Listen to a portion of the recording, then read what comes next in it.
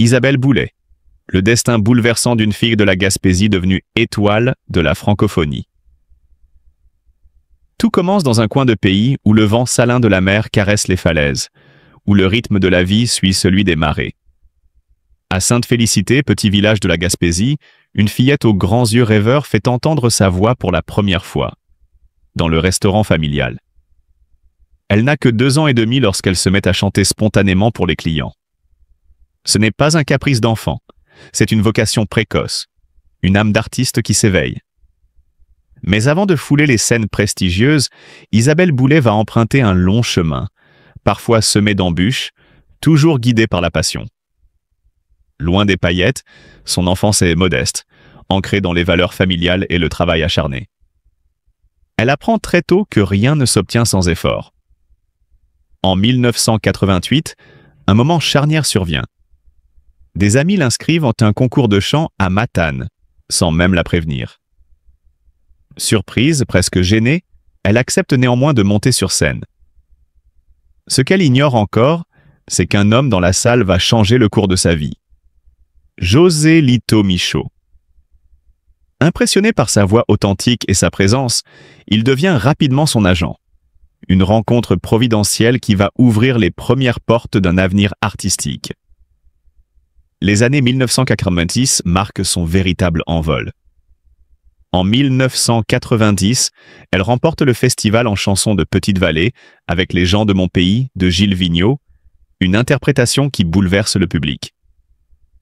L'année suivante, elle récidive au festival de Granby, en livrant une version inoubliable de Amsterdam de Jacques Brel. La puissance émotionnelle de sa voix commence à faire parler d'elle dans tout le Québec. C'est au Francophonie de Montréal qu'elle accède enfin à une reconnaissance plus large. Invitée à s'y produire, elle se démarque dans une mer de talent, captivant les spectateurs avec sa sincérité désarmante. Le public québécois découvre une artiste vraie, profondément enracinée dans sa culture, mais déjà promise à un rayonnement international. En 1996, elle publie son tout premier album, Fallait pas, réalisé par le talentueux Daniel Deschêmes.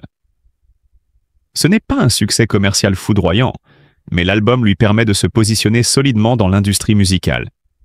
Il trace surtout la voie vers de futures réussites. Et c'est en 1998 que le grand public succombe. Avec l'album État d'amour, certifié disque d'or au Québec en quelques mois, Isabelle Boulay devient une figure incontournable de la scène francophone. La chanson « Je t'oublierai, je t'oublierai » franchit l'Atlantique et s'impose en France dans le top 30, révélant une voix chaleureuse, vibrante, à la fois puissante et tendre. Mais c'est avec « Mieux qu'ici-bas », paru en 2000, qu'Isabelle atteint des sommets inégalés. L'album, porté par des titres comme « Parle-moi », bouleverse le public. Il est certifié disque d'or en France dès 2001, atteignant la 2e place des classements de vente. Son succès est tel qu'elle récolte 2 prestigieuses victoires de la musique. Découverte de l'année et album découverte, ainsi que plusieurs centres prix Félix, dont celui de l'artiste féminine de l'année. Ce que l'on admire chez Isabelle Boulay, ce n'est pas seulement sa voix magnifique, c'est aussi sa sincérité. Elle chante comme elle vit, avec intensité, avec pudeur, avec une émotion à fleur de peau. Elle n'a jamais renié ses origines gaspésiennes. Mieux encore, elle en a fait une force, un ancrage, une source d'inspiration permanente. Au fil des décennies, elle a su diversifier son répertoire, passant avec aisance de la chanson française au country, en interprétant les mots des plus grands, de Brel à Vigneault, tout en imposant son propre style. Elle a également brillé au théâtre musical, notamment dans Starmania, et a collaboré avec des artistes de renom, tels que Serge Lama, Julien Clerc ou encore Francis Cabrel. Isabelle Boulay, c'est une carrière de plus de 30 ans, jalonnée de triomphes, mais aussi de moments de doute, de silence, de résilience. Une femme forte, entière, qui ne court pas après la lumière, mais qui brille naturellement, dès qu'elle ouvre la bouche pour chanter.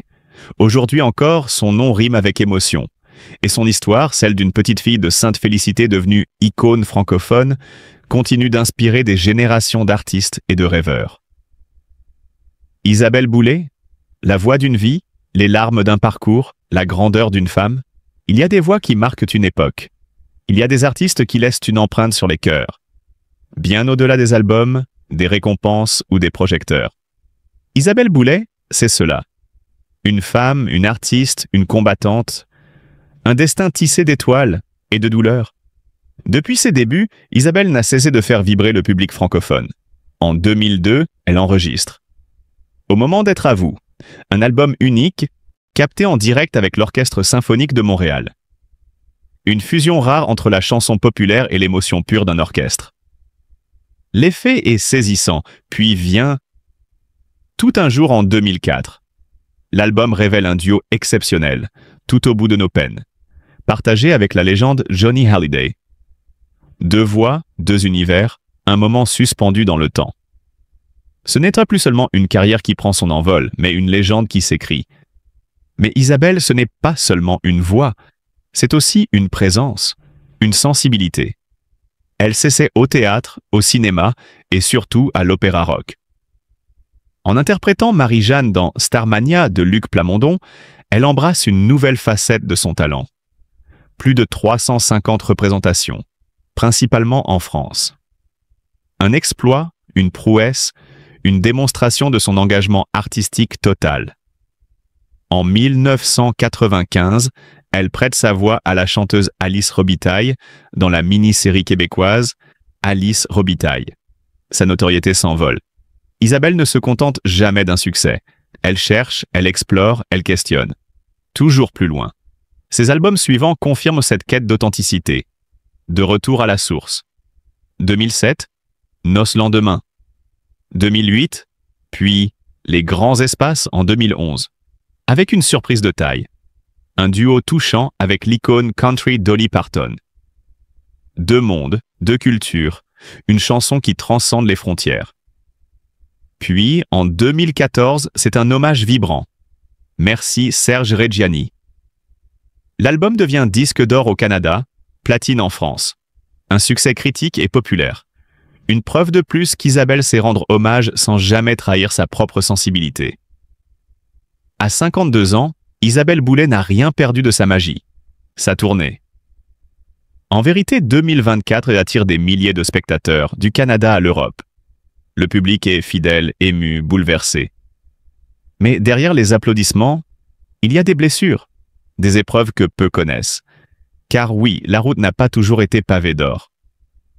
En 1998, alors que l'album État d'amour connaît un succès commercial impressionnant, Isabelle est nommée pour 4 Félix. Elle repart les mains vides. La douche est froide. De retour chez elle à Montréal, elle s'interroge. N'a-t-elle pas été reconnue à sa juste valeur? Cette soirée, elle ne l'oubliera jamais. En 2009, l'album Chansons pour les mois d'hiver déçoit. Les ventes sont faibles, les critiques sévères. On lui reproche un manque de créativité. Dans le studio, Isabelle lit les critiques à voix haute. Elle pleure, non pas par orgueil, mais par douleur. La douleur de sentir que le lien avec son public s'effiloche. La douleur d'avoir tout donné, sans retour. Elle tente de se relever, participe à La Voix, la version québécoise de The Voice, en tant que coach pour les saisons 2, 3 et 5. Elle donne tout. Mais son équipe ne gagne jamais. Elle s'en veut, elle doute. Se demande si elle a ce qu'il faut pour guider les autres. Et chaque échec la ramène à ses peurs. Pourtant, ce que peu de gens voient, ce sont les heures de travail, l'acharnement. Lors de la préparation de l'album Mieux qu'ici-bas, elle passe 16 heures par jour en studio. Elle réécrit des textes des dizaines de fois. Elle s'effondre, littéralement, en larmes, épuisée. L'émotion est à fleur de peau. Chaque note devient un combat. Même sur les plateaux de tournage, la pression est immense. En 1983, lors du tournage de L'été meurtrier, elle joue un petit rôle aux côtés d'Isabelle Adjani. Mais le trac est là. Après une scène ratée, elle pleure dans sa loge. Elle pense ne pas être à la hauteur. Elle doute encore, mais elle persévère. Pour Starmania, elle s'entraîne sans relâche pendant des mois. Chant, jeu, mise en scène, tout doit être parfait. Un soir, après une répétition, elle s'effondre dans sa voiture. Les larmes coulent, la pression est trop forte. Mais elle se relève, comme toujours. Aujourd'hui, Isabelle le dit avec pudeur. Chaque larme versée fait partie du voyage. Chaque cicatrice a nourri son art. Elle est devenue plus forte, plus humaine, plus vraie. Derrière les projecteurs et les tapis rouges, derrière les notes chantées avec une émotion bouleversante, se cache l'histoire d'une femme marquée, non pas par l'échec, mais par des blessures intimes, profondes, silencieuses. Isabelle Boulay, voix emblématique du Québec, n'a jamais été seulement une artiste. Elle est une âme sensible, forgée par des douleurs qu'aucune gloire n'a pu effacer. Ce n'est ni la célébrité, ni les défis du métier, ni les critiques du public qui l'ont vraiment ébranlée. Non.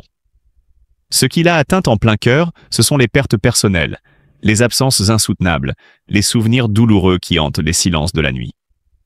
L'un des chocs les plus violents fut sans aucun doute la mort de son père, Raymond Boulay. Au début des années 1990, Raymond n'était pas seulement un père.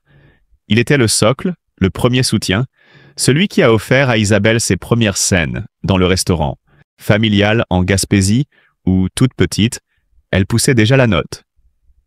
Cet homme, chaleureux et fier de sa fille, a transmis bien plus qu'un amour pour la musique. Il lui a donné confiance en elle.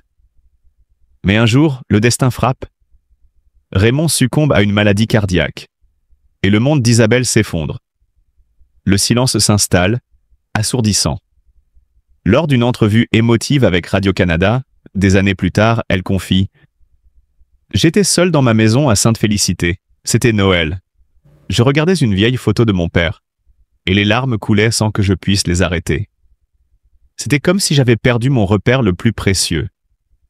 Sa voix alors vacille. Mon père, c'est lui qui m'a donné mon rêve. Quand il est parti, une partie de moi est partie avec lui. Mais la douleur ne s'arrête pas à cette perte. Grandir en Gaspésie, dans une région rude, a laissé d'autres marques. Sa mère, Joselaine Le Tourneau, femme forte et discrète, a élevé seule ses enfants dans des conditions parfois très précaires. Isabelle, Geneviève et Jean-François ont vu leur mère lutter, sourire malgré les dettes, aimer malgré les soucis. Isabelle se souvient de ces nuits où, adolescente, elle restait éveillée dans sa chambre, entendant les sanglots étouffés de sa mère. Elle ne comprenait pas toujours les raisons, mais elle ressentait la douleur. « Je me sentais impuissante », a-t-elle confié plus tard.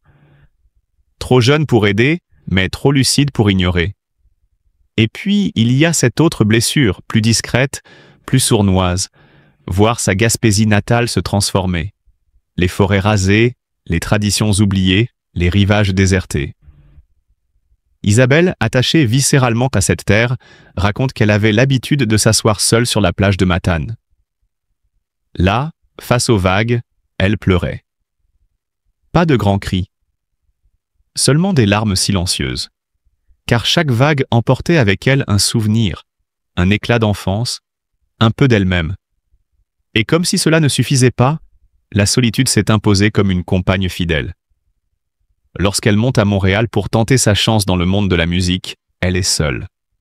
Sa famille doute. Ses amis hésitent. Une fille de la campagne réussir dans l'industrie musicale? Peu y croyaient. Elle, oui. Mais à quel prix? Dans son petit appartement à Québec, loin des siens, elle pleure. « Je pensais que je n'y arriverais jamais », dira-t-elle plus tard. « J'ai cru que mon rêve n'était qu'un mirage. » Aujourd'hui encore, alors qu'elle partage sa vie avec l'avocat Éric Dupond-Moretti à Paris, Isabelle avoue dans un moment d'intimité « Ce qui me blesse encore, c'est le sentiment d'être abandonnée par les choses que j'aime. Mon père, ma région, mon passé. Un vide que rien ne peut combler, pas même l'amour. Car oui, même l'amour a eu un goût amer. De 2000 à 2003, elle a vécu une histoire forte avec l'humoriste Stéphane Rousseau. Un couple discret, uni par l'admiration et la tendresse. Lui, séduit par sa douceur. Elle, touchée par son humour. Ensemble, ils partagent des moments simples et rares. leur complicité s'affiche dans l'émission Un Noël au Canada en 2004, après leur rupture. Car malgré la séparation, le respect demeure. Mais les horaires incompatibles, les différences de mode de vie, la célébrité, ont fini par éteindre leur flamme, et Isabelle, une fois encore, s'est retrouvée seule. Silencieusement blessée, discrètement meurtrie. Il est des confidences qui marquent une carrière, des instants de sincérité qui traversent le brouhaha médiatique pour aller toucher droit au cœur. Isabelle, discrète et pudique de nature, a pourtant livré un jour un moment d'une rare intensité. C'était lors d'un entretien avec Pure Peuple. Les caméras tournaient, mais elle, dans sa vérité nue, déclara avec émotion qu'elle regrettait profondément de ne pas avoir su préserver une relation importante dans sa vie. Ce jour-là, dit-elle, elle s'était effondrée en larmes dans son salon, seule, saisie par le sentiment aigu d'avoir laissé s'échapper quelque chose de profondément précieux. Il ne s'agissait pas simplement d'une rupture, mais bien d'un tournant existentiel, d'un vide qui, depuis, n'a jamais tout à fait disparu. Mais la vie, avec ses détours imprévus, offrit à Isabelle une seconde chance. En 2005, alors qu'elle évolue dans le milieu exigeant de la production, elle croise le chemin de Marc-André Chicane. Lui, producteur discret mais talentueux, travaille dans son équipe. Très vite, une complicité naturelle s'installe, se transforme en affection, puis en amour sincère. Ensemble, ils écrivent une nouvelle page, et leur bonheur s'incarne un jour d'automne 2008, avec la naissance de leur fils, Marcus Andrew. Ce petit être fragile et lumineux devient le centre de leur univers. Pour Isabelle, ce fut une période bénie. Entre ses obligations professionnelles et les couches, les nuits blanches et les plateaux de tournage, elle trouvait enfin ce fragile équilibre entre passion et maternité. Mais hélas, les plus belles histoires ne sont pas toujours celles qui durent.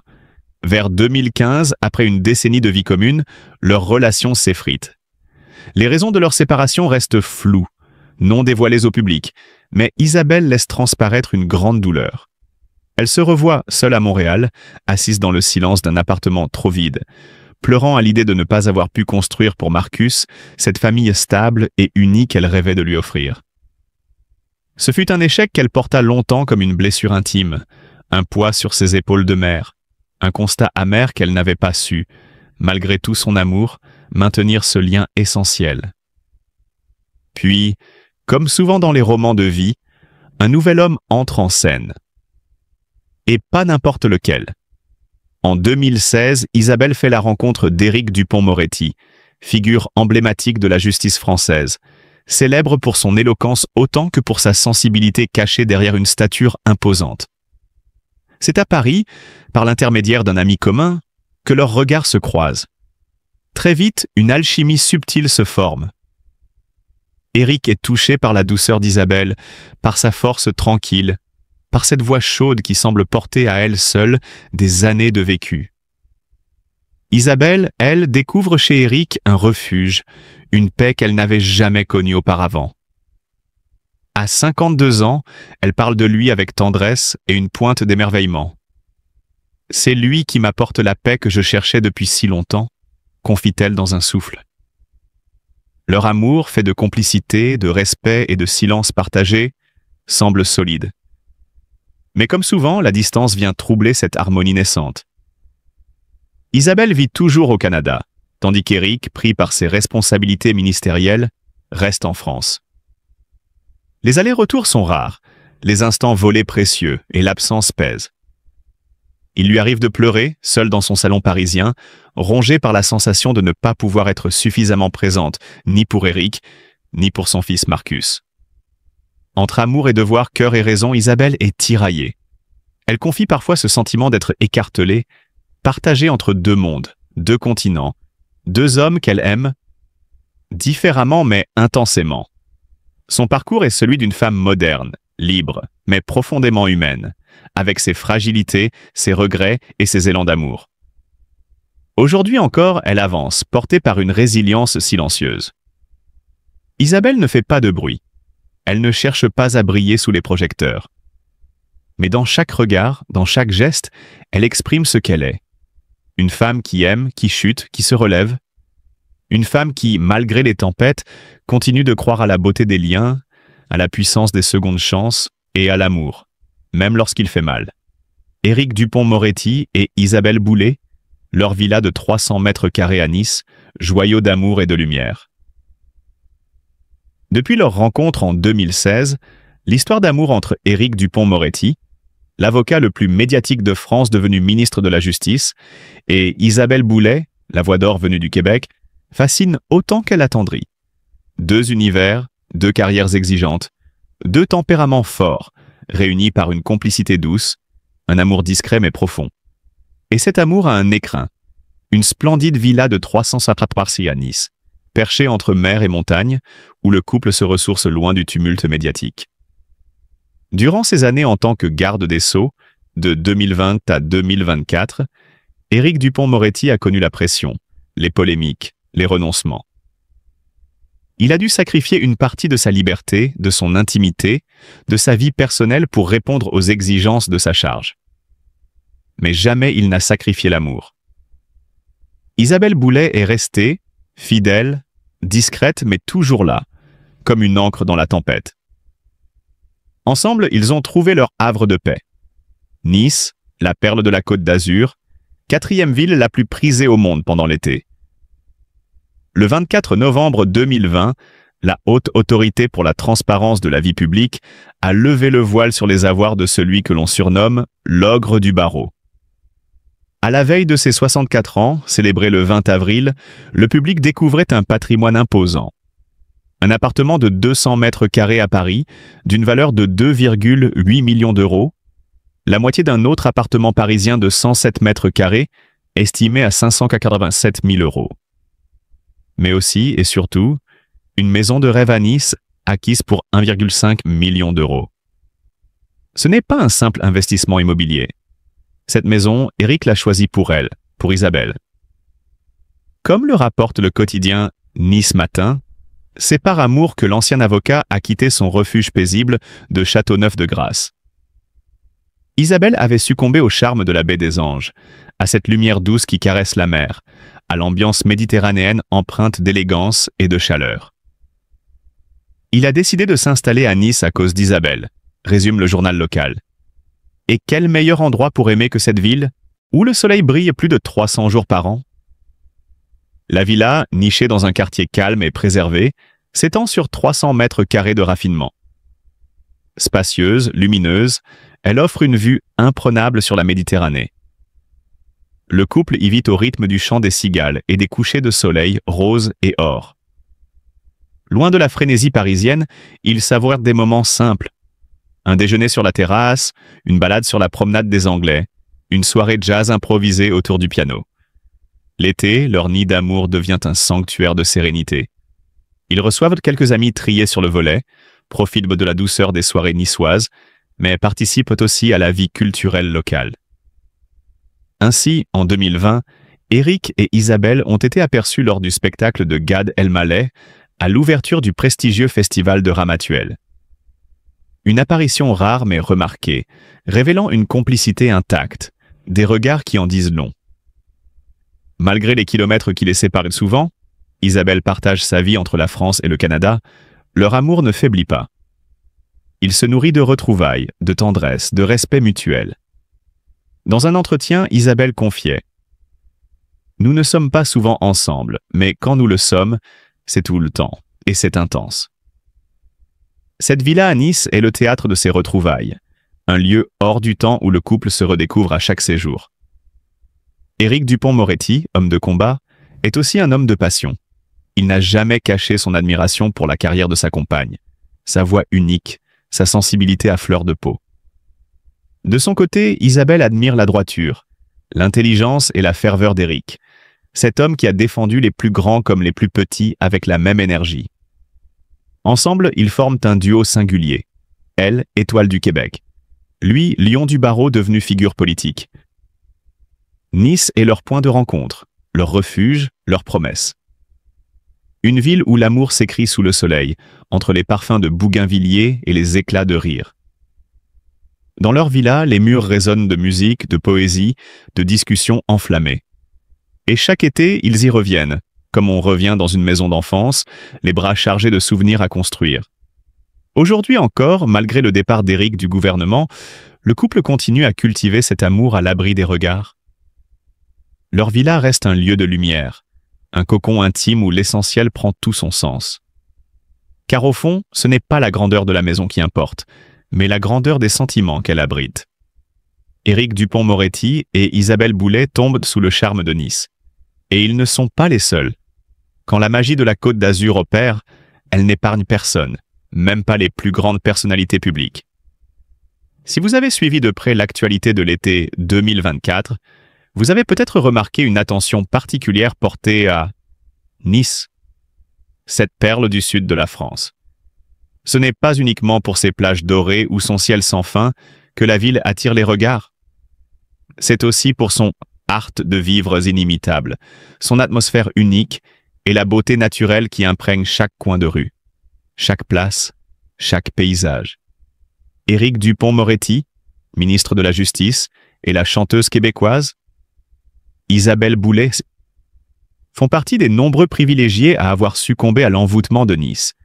Mais eux, comme vous allez le découvrir, ne sont vraiment pas les seuls à être tombés sous le charme de cette cité incomparable.